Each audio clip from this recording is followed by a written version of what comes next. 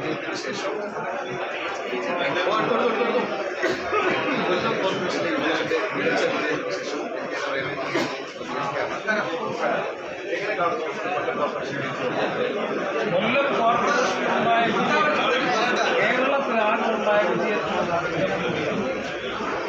കാരണം കേരളത്തിലാകെ CPM നേതൃത്വത്തിലുള്ള പിണറായി വിജയൻ ഗവൺമെന്റിന്റെ ജനങ്ങളുടെ അറപ്പ്, അതിലുള്ള ജനങ്ങളുടെ അതൃപ്തി, അതാണ് കേരളത്തിൽ പ്രകടമായത്.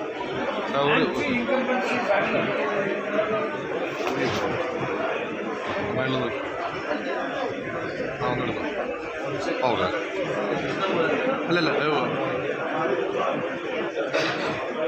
കൊല്ലം കോർപ്പറേഷനിലെ യുഡിഎഫിന്റെ മികച്ച വിജയത്തിന് ശേഷം LDF പ്രേമചന്ദ്രനെ കൊല്ലം കോർപ്പറേഷനിലടക്കം കേരളത്തിലാകെ ഉണ്ടായ വിജയം ഐക്യ ജനാധിപത്യ മുന്നണിയുടെ കൃത്യത്തോടും ഐക്യത്തോടും കൂടിയിട്ടുള്ള പ്രവർത്തനം, ഭരണവിരുദ്ധ വികാരം, പിണറായി വിജയൻ ഗവൺമെന്റിന്റെ ജനവിരുദ്ധ ഗവൺമെന്റിനായിട്ടുള്ള അതിശക്തമായ വികാരം, അതുപോലെ തന്നെ ശബരിമല ഉൾപ്പെടെയുള്ള വിശ്വാസത്തിന്റെ പ്രതികരണം, എല്ലാ നിരവധി ഘടകങ്ങളും കൊല്ലം കോർപ്പറേഷനിൽ പ്രത്യേകമായി സൂചിപ്പിക്കാനുള്ളത് കഴിഞ്ഞ 3 ദശാബ്ദക്കാലമായി മുനിസിപ്പാലിറ്റിയായിരുന്നപ്പോഴും 2020 കോർപ്പറേഷനായിരുന്നപ്പോഴും കൊല്ലം നഗരത്തിന്റെ വികസനോന്മുഖ രാഷ്ട്രീയത്തിൽ ഒരു ചുക്കം ചെയ്യാതെ, ഒരു തരത്തിലുള്ള പുതിയ വികസന സംരംഭങ്ങൾക്ക് നേതൃത്വം കഴിയാതെ, പാർട്ടിവൽക്കരണവും രാഷ്ട്രീയ പാർട്ടി നടത്തുന്നതിന് വേണ്ടി മാത്രമായി കോർപ്പറേഷൻ സമിതിയെ ദുരുപയോഗം ചെയ്ത് ഭരണ സംസ്കാരമായിരുന്നു കഴിഞ്ഞ 30 വർഷക്കാലമായി കൊല്ലത്ത്. അത് നല്ലതുപോലെ എക്സ്പോസ് ചെയ്യാൻ, അത് നല്ലതുപോലെ ബഹുജന മധ്യത്തിൽ തുറന്നു കാണിക്കാൻ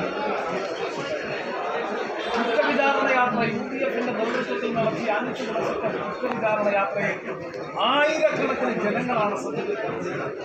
അത് ഞങ്ങൾക്ക് നൽകിയ ആത്മവിശ്വാസം വളരെ വലുതായിരുന്നു.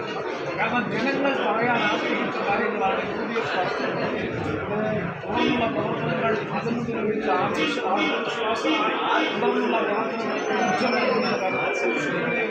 അങ്ങനെ നിർത്തുറപ്പോടും ഐക്യത്തോടും കൂടി UDF നടത്തിയ പ്രവർത്തനവും കേരള ഗവൺമെന്റിന്റെ ഭരണവിരുദ്ധ വിധാനവും കോർപ്പറേഷന്റെ കഴിഞ്ഞ 30 വർഷക്കാലത്തെ ഭരണവും എല്ലാം കൂടി ചേർന്നപ്പോഴാണ് വലിയ തോതിലുള്ള വിസ്മയകരമായ വിജയം UDFിന് ഈ തെരഞ്ഞെടുപ്പിൽ.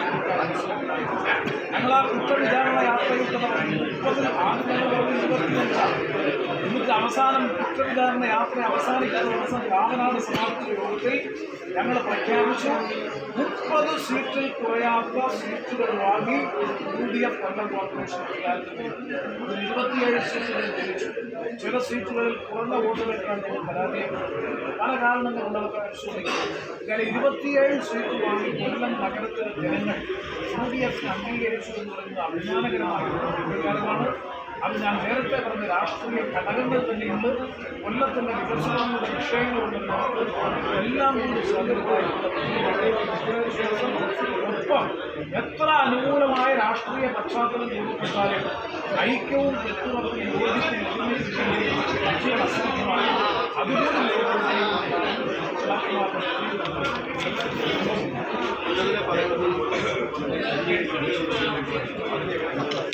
വളരെ ഗൗരവത്തോടു കൂടിയാണ് ഞങ്ങൾ BJPയുടെ രാഷ്ട്രീയ ബന്ധത്തെ കാണുന്നത്. അത് കുറച്ചു കാണേണ്ട കാര്യമില്ല. അതിനുള്ള കാരണം ഞങ്ങൾ ഇപ്പോഴും വിലയിരുത്തുന്നു. കഴിഞ്ഞ ദിവസവും ഞങ്ങൾ ചർച്ചകളിലൊക്കെ പറഞ്ഞതാണ്.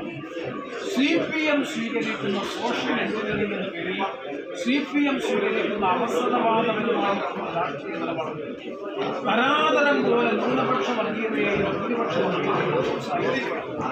2024 ലോക്സഭാ തെരഞ്ഞെടുപ്പിന് മുമ്പ് ന്യൂനപക്ഷ വർഗീയതയെ പ്രീണിപ്പിച്ചുകൊണ്ട് അങ്ങനെ ഒരു സമീപനമാണ് സ്വീകരിച്ചത്.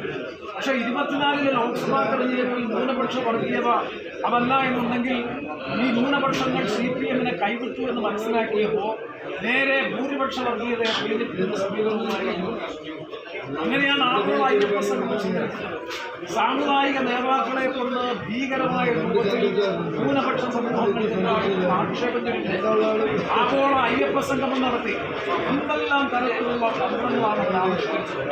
ആ ആവിഷ്കരിച്ച തന്ത്രങ്ങളെ അവർ തിരിച്ചറിയുന്നത് അന്ന് ഗുണമുണ്ടായി. പിണറായി വിജയന്റെ നേതൃത്വത്തിൽ CPM-ന്റെ നേതൃത്വത്തിൽ ഹിന്ദുത്വ വർഗീയതയെ പ്രീണിപ്പിക്കാൻ നടത്തിയ ശ്രമത്തിന് ഫലമുണ്ടായി. ആർക്കാ ഫലമുണ്ടായത്? BJP-ക്ക് ഫലമുണ്ടായി. അതാണ് ഞാൻ പറഞ്ഞത്. വർഗീയതയെ വളർത്തിയാൽ തിരിച്ചടിക്കണമെന്നതിന്റെ ഏറ്റവും വലിയ തെളിവാണ് അതുകൂടി ഉപയോഗിച്ചിട്ടാണ് ഇപ്രാവശ്യം BJP ഒരു നല്ല രാഷ്ട്രീയ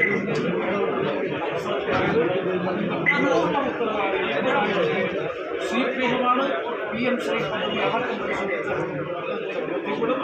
അതുകൊണ്ട് ഞങ്ങളിത് ചെയ്യാൻ പോകുന്നത് മതേതര ജനാധിപത്യ ശക്തികളെ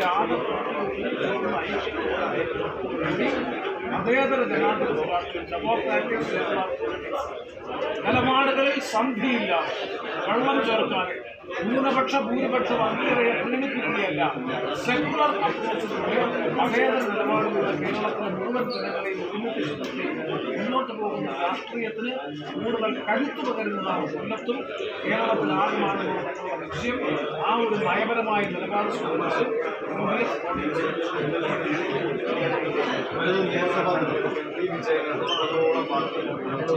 ഞാൻ ഇപ്പോൾ തന്നെ പറയാം. കൊല്ലം കോർപ്പറേഷനിലെ വിജയം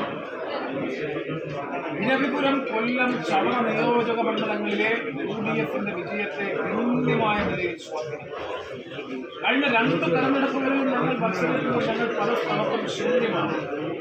ഈ തെരഞ്ഞെടുപ്പിൽ അതാണ് ഞങ്ങൾ ഇന്ന് അനൗൺസ് ചെയ്ത് ഞാൻ തന്നെയുള്ള സംസാരിച്ചപ്പോൾ പറഞ്ഞത്.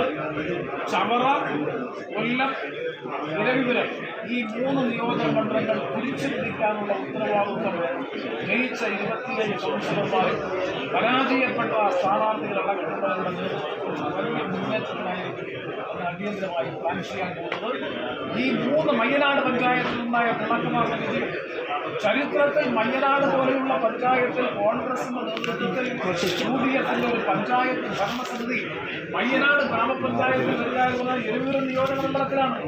അപ്പൊ ഇരവിപുരം, കൊല്ലം, ചവറ ശക്തിയുള്ള നല്ലൊരു കൊണ്ടുപോകാൻ കഴിയുന്ന 3 മേഖലകളിൽ ഈ തെരഞ്ഞെടുപ്പ്, ഈ കോർപ്പറേഷൻ മുനിസിപ്പൽ തെരഞ്ഞെടുപ്പ് വിജയം വലിയ തോതിൽ വരാൻ പോകുന്ന നിയമസഭാ തെരഞ്ഞെടുപ്പിനെ സ്വാധീനിക്കുന്ന കാര്യത്തിൽ സംശയം വേണ്ട. അതിൻ്റെ ഉത്തരവാദിത്വമാണ് ആ പ്രഥമ ഉത്തരവാദിത്വം. ഞാൻ നേരത്തെ പറഞ്ഞ കോർപ്പറേഷൻ കൗൺസിലർമാരും മത്സരിച്ച സ്ഥാനാർത്ഥികളും അവരെ ഉപയോഗിച്ചുകൊണ്ടുള്ള ഈ മുന്നേറ്റവുമായി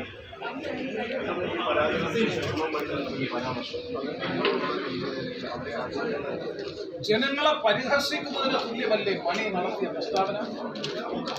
സാമ്പത്തിക ആനുകൂല്യങ്ങൾ വാങ്ങി ഭക്ഷിച്ചതിന് ശേഷം തിരിച്ചു നിന്ന് കൊടുക്കുമെന്ന് പറയാൻ ഇയാളുടെ കുടുംബസ്വത്താണ്, ഇയാളുടെ തറവാട് സ്വത്താണ്. എന്തൊരു അപഹാസ്യമായിട്ടുള്ള പ്രസ്താവനയാണ് അയാൾ നടത്തിയത്. ഏത് ഭാഷയിലാണ് അദ്ദേഹത്തെ അഭിസംബോധന ചെയ്യുന്നത്?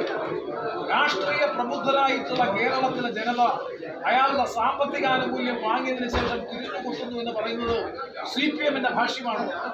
അപ്പൊ അഹങ്കാരം, ധാർഷ്ട്യം, ധിക്കാരം, എന്ത് തോന്നിയാസം കാണിച്ചാലും എന്ത് അധാർമികത പ്രവർത്തിച്ചാലും ന്യായീകരിക്കാനും നിലനിർത്താനും പാർട്ടി സംഘടനയും സാമ്പത്തിക ശേഷിയും അധികാരവും ഉണ്ട് എന്നുള്ള അഹങ്കാരത്തിന്റെ പേരിലല്ലേ M.M. മണിയെ പോലെ ഒരാൾ അങ്ങനെ ഒരു പ്രസ്താവന നടത്തുന്നത്?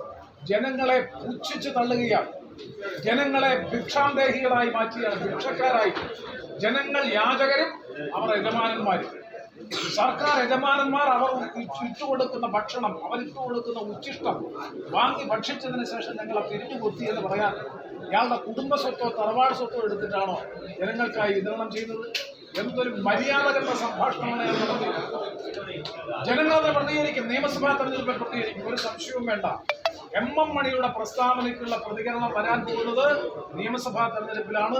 കേരള ജനത നോക്കി വെച്ചിട്ടുണ്ട് ആ മാറ്റം. നിയമസഭാ തെരഞ്ഞെടുപ്പിൽ ഈ ഒരു വിജയം അത് കൂടുതൽ പ്രതിഫലിക്കുന്നത് ഇത് തന്നെയാണ് UDF-ന്റെ ആത്മവിശ്വാസം. പ്രദീപ് വളർത്തുന്നതിനൊപ്പം